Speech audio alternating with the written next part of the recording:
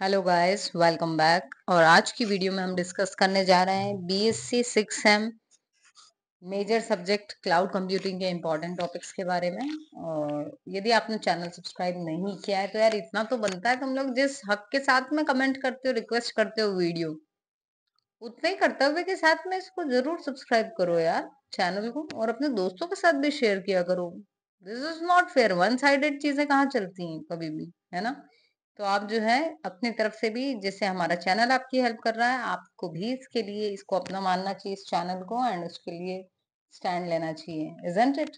तो चलिए शुरू करते हैं फटाफट से। हमारी पहली यूनिट में जो इम्पोर्टेंट टॉपिक्स हैं वो हैं आपके, सबसे पहले तो आपको क्लाउड कंप्यूटिंग की डेफिनेशन और कैरेक्टरिस्टिक्स पता होना चाहिए, ठीक है। देन ये जो डिप्लॉयमेंट मॉडल्स हैं ये इंपॉर्टेंट है, पब्लिक, प्राइवेट और हाइब्रिड। उसके बाद में इसके जो सर्विस मॉडल है, सास पास आस, वो आपको पता होना चाहिए, ठीक है। इसी में यदि हम आ जाएं तो आपके पास में इनको भी एक बार पढ़ना है, सिर्फ इनके फुल फॉर्म्स, इन केस कभी आपको ऑब्जेक्टिव्स में आ जाए इसके लिए, ठीक है। तो ये आपको पहली यूनिट से इम्पोर्टेंट है। यहाँ सिर्फ आपको मैंने फुल फॉर्म्स पढ़ने का बोला है, ठीक है। थोड़ी थोड़ी डेफिनेशंस अगर देख लोगे तो बहुत अच्छी बात है।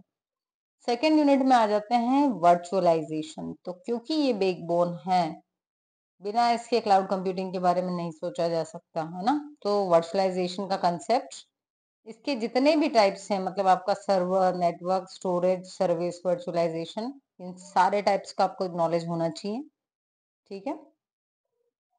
उसके बाद में यदि मैं इसी यूनिट में बात करूं तो आपको हाइपरवाइजर्स क्या होते हैं ये जानकारी होना चाहिए। देन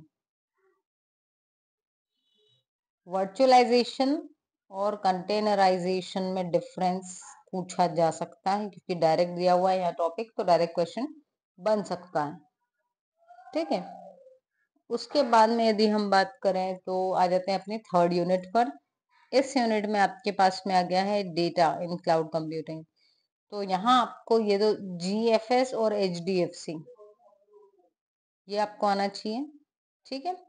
बिग टेबल, HBase क्या है, और डायनामो। इसके बाद यदि मैं मैप रिड्यूस और एक्सटेंशंस की बात करूं तो आपको मैप रिड्यूस का मॉडल पता होना चाहिए, ठीक है। और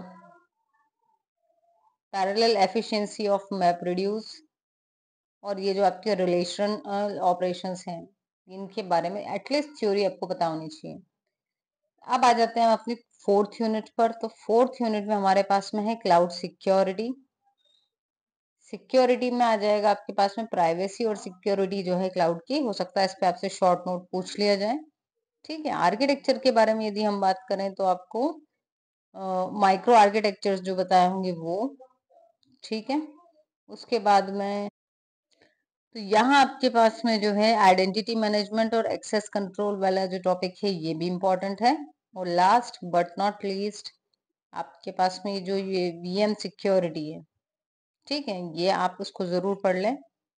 अब आ जाते हैं हम लास्ट अपनी पांचवी यूनिट पे, जिसमें हमारे पास में इश्यूज हैं इन क्लाउड कंप्यूटिंग। तो यहाँ इश्यूज जो हैं वो इंटर क्लाउड इन्वायरमेंट के इश्यूज जो आपने पढ़े होंगे वो आपको पता होना चाहिए।